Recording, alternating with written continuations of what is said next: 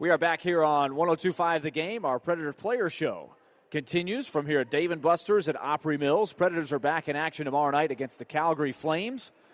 And then Saturday night, the Columbus Blue Jackets come to town. Predators have 12 of the last 18 at home.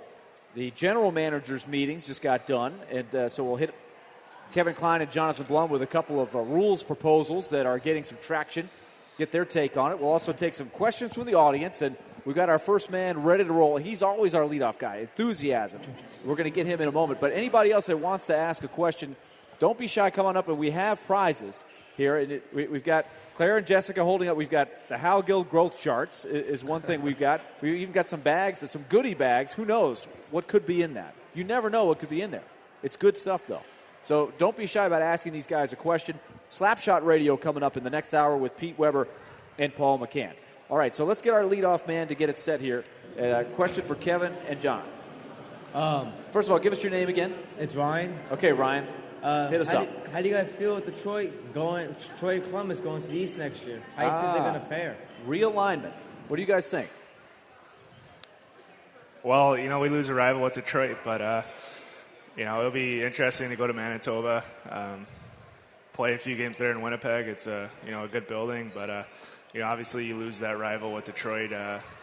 We don't like them. They don't like us, so that's a little different. But there's going to be, different teams we get to play against and experience against. And, I think, new opportunities come with the realignment, and, we get a better chance of making the playoffs with that less team. Yeah, I would say that, it's a little disappointing that Detroit, being, the playoff series over the years and the rivalry that we've kind of got with them will be gone. But I think we'll still see them, once a year? We play 1-1, so... And including the teams in the East, you will play twice a year, so everybody will come to Nashville, so that's a cool thing. That is cool. They'll get to see some of the stars in the Eastern Conference, which is nice. Now, did you guys individually vote on that, or is it each team decides on their own? It's each team has a vote. You come to our player representative, and we kind of discuss it in a meeting. And for us, it was one of those things. It was probably going to happen anyways. I don't even know if they did need our vote. I think the league could have just did it anyways, but they came to us and asked our opinion. I think most of the teams were for it. Interesting stuff, because I do think there's stuff on both sides of it. I don't mind how it is now, but I think, John, you hit on an interesting point. Your odds are actually better of making the playoffs. You've got to finish in the top 4 of a 7-team conference, and even regardless of who the teams are, I mean, that just doing the mathematics of it, I think that probably helps your chances of getting in. Yeah, I was surprised that the Eastern Conference didn't put up more of a fight, because they've now got 16 teams and we've got 14. So I don't know how the playoff format is going to go, but they have to go. They have 2 more teams to compete with, so we do have a better chance. So it was a little weird. I didn't think they'd be so pro forward on the other side, but in the same sense, I think a lot of teams, their travel will go down. I know Detroit's travel, I think, goes down to almost 20%. Yeah, Columbus too. Yeah, so you're thinking that's a crazy number when you think about it. But who has the best shot of the newcomers? What we think it's gonna look like, of kind of having the same feel as Detroit. To me, in terms of a rivalry, yeah, like Minnesota and Dallas are 2 that jump out there where you guys Dallas have had. Dallas is getting the Dallas there. thing's getting pretty, It's getting there. It's getting pretty rough, pretty chippy, which is good. And I mean, that could build into quite a rivalry, I could imagine. Because no matter what, like, Dallas didn't really get too chippy. It was just more we didn't like each other, and we're always, for a while there, when we're early on in Nashville Predators history, we were kind of the whipping boy for them. And then when we started to push back, it kind of created that rivalry. And we pushed back really well last year in playoffs, which was nice. So I remember 2-2 pushed back once against Dallas here. Yeah. It cost him some games. Yeah, that did. But there were always a couple of those games Yeah. against Dallas for whatever reason. So I think there's a chance that the Dallas Stars I could see that. Jump to the front. Minnesota, too, because one of our guys defected there. All right, let's go back out to the audience and let's see who's up next. Give us your name.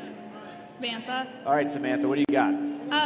So what's your favorite line to play on? Or, like, who to play with on your line? And the defense pairs, your Yeah. partner. Yeah, because these guys have played together. They play with other guys. Yeah. Who you like and who you don't like? For me, I've definitely played the majority of the games I played with Kevin here. When I first got called up playing playoffs and stuff like that. So, I think, Kevin for sure. Not just because he's here, but What a guy. Or he bought his meal or anything like that. That has nothing to do with it. I play with everyone. I mean, I'm like, I don't know. I'm a carnival ride, it seems. Throughout the game, I play with. I mean, yesterday you play with everyone. It was fun playing with John. It's a little different playing with John because he's a right-hand D on the left side. So you have to get used to passing it differently. Because whether he wants it on his backhand or just the way everything sets up, and if we get switched around, I'm a little lost on the left side. I don't talk like about it. that because I don't think people realize. Both of you guys weigh in on this, and Kevin, you and I had a conversation about this some time ago. But I think a lot of fans probably don't understand that it just seems like, oh, you're out there, you're skating around. Yeah. Who cares what side you're on? But it does make a pretty big difference. Yeah, it affects the way you see the ice because you don't. When I'm on the right side, I'm open and I can see everything. When you're on the other side, you're carrying it like this, and you're kind of blocked off a little bit. So everything just is always on your backhand. And John, you've been the one. You've played on the opposite side of your natural side more often than not. Correct? Yeah, I usually play the right, but ever since being here, I played the left. So it's even skating and pivoting, and your hips are different, stuff like that. And like Kevin said, the way you see the ice is always different. Catching pucks in your backhand or in the middle of your feet. So it's, definitely takes a lot of time to learn. And, sometimes, when guys get caught on their offside, it's hard to make plays and you drift on different sides. You'll start drifting to the right side because that's where you're normally being. And your big guy will be like, whenever I play with Webbs, I always play the left side because he doesn't like it either. And I'm like, okay, I'll play it. And once in a while, I'll just be like right next to Webbs. What are you doing over here? What's going on? And he's like, get Kleiner left side. I'm like, oh, man. And it's just one of those things. As a right-handed D, here's another fun fact. There's way more left-handed players because normally people are right-hand dominant, and your top hand is on the top of your stick. So over the years, there's way more left-handed D than there are right-handed D. For some reason, our system.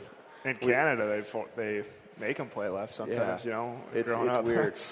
So it's one of those things where, as a right-handed defenseman, you rarely play the left side. And that's interesting to me, John. You mentioned the American-Canadian thing. For me, growing up, when I played I'm left-handed.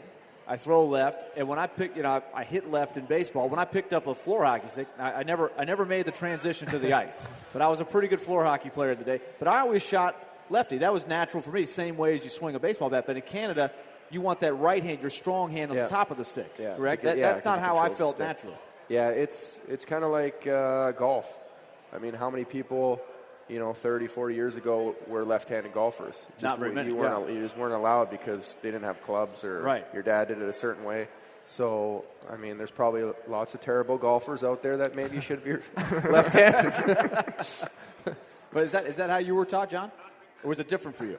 Different for me. I always remember, being from California and going up to Canada, and you go to a pro shop and all the sticks were left-handed. It seemed like, and our coach would be like, yeah, they want them to play left-handed because their hands, their top hands stronger and stuff like that. So it's definitely different.